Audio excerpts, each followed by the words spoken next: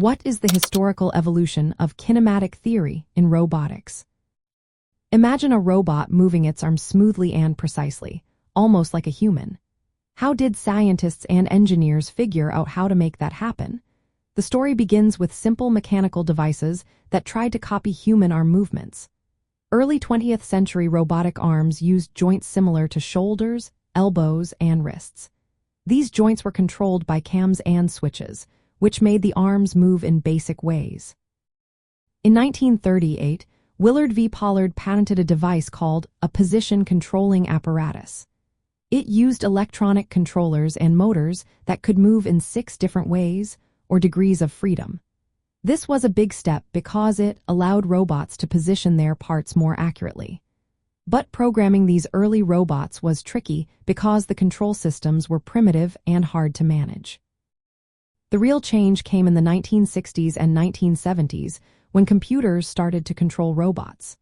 Victor Shainman built the Stanford arm in 1969. It was a small, electric motor-driven robot with 6 axes of movement.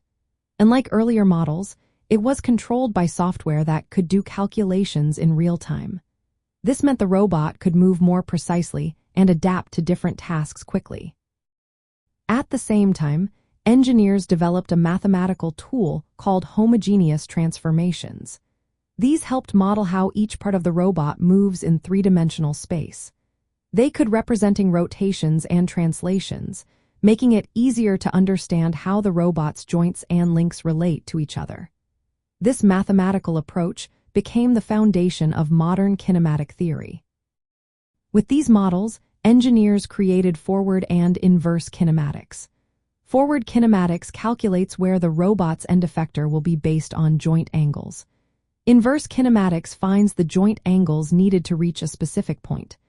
These calculations are essential for programming robots to perform tasks accurately. In the 1960s, industrial robots like the Unimate used kinematic principles to automate manufacturing. These robots could repeat precise movements, boosting productivity. Over time, the same principles expanded to mobile robots and humanoids, where controlling complex joint motions became even more important. Today, the evolution of kinematic theory has gone from simple mechanical mimicry to advanced mathematical models and computer control. This progress makes modern robots highly flexible and capable of performing complex tasks in industries, healthcare, and exploration.